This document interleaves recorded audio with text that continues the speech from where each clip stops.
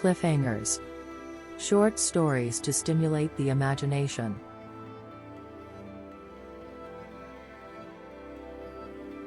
My grandfather died when I was in my early teens. I would have only been about 14 or 15 years old when Pop passed. I didn't know a lot about him, only that he was generous, loving, and also a very thoughtful man. Not thoughtful as inconsiderate, but thoughtful in that all his actions would be fully thought through and carefully considered. Not to say he wasn't spontaneous, but when it came to the bigger things in life, he would give everything its due regard. It was only in the years that followed that I wondered about the man he was and how his life was lived.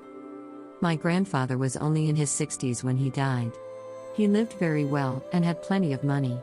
He lived a generous life and was not in any way influenced with his money, and never flaunted it. He lived in a large house with his dog Poochie. He had always wanted a pug as a pet, but when my grandmother surprised him one day with a puppy, it turned out she had purchased a French bulldog, not a pug. Pop called it Pugsy, and loved it dearly, despite Gron's mix-up. My grandmother had passed many years before my grandpa. I was very young at the time, so I don't really remember her. I only know her from the pictures on the mantel that Pop used to keep. His house was sparsely decorated with just a small amount of furniture in each room. He often said, "Why do I need a big couch? It's just me and the dog." It made sense, I guess. The one item of furniture that was important was his chair. It was a square single seat, upholstered in a dark brown roughly textured leather. The arms were chunky and came up quite high as a child. Pop never minded me sitting in it, but the rest of the family treated it with awe and would never sit there. The other kids in the family would sit in it from time to time, but only ever sat there for a few minutes before getting out, and I never understood why. It was well worn, and the leather creaked as you shifted positions. The cushion was showing its age and had a permanent dip where he sat. It took pride of place in his large study. The chair sat in the center of the room with the other chairs facing it. He called it his thinking chair. It was where he sat and thought. If there was a problem to solve, it could be solved by sitting in his chair and thinking it through. Because he didn't flash his money around or make a big deal of it, I don't remember thinking of him being rich, but he certainly was a generous man. He was free with his cash when needed and never gave anyone a loan, it was always a gift. His money was always dispensed with advice. It was one of the things that he was known for. He would sit and listen to your story and why you needed money. If it was some bad choices or some new adventure you wanted to embrace, Pop would listen, consider his options, and dispense advice on the situation.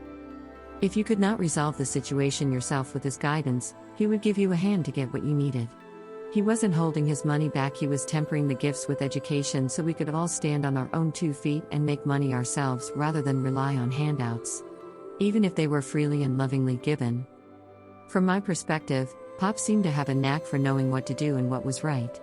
He would always advise to do the right thing, not the easy thing or the quick thing, but always the right thing. After Pop passed, the big house was sold, but as always, a few of his things were kept. The old brown chair was one of them. Even then no one would sit in it, but it moved into our house and took a prideful place in the corner of the room. As if to allow Pop a place to sit and look on from wherever he was now. It was always his chair, and having it in the room reminded us that he was there with us in some way. As years passed and we all moved on, I eventually, as we all must, moved out of home and in my own place. Just starting out, I had no furniture and no real belongings to put in my new apartment. Mum let me take Pop's chair as my first piece of real furniture. I was so happy to have it in my home. Even with just a single seat in the lounge and a mattress on the floor in the bedroom, the chair made it feel like it was my home. I sat there in Pop's chair, the only thing in the room of my bare apartment, thinking about my life and where it would go. As I sat there though, I felt like Pop was there with me, helping me and able to dispense the advice he always gave. This is where this story ends. Use it as inspiration and a starting point for your own. It is up to you to write the rest and take it in any direction you like. I hope you enjoyed this short cliffhanger, from Hot Dog Telepathy.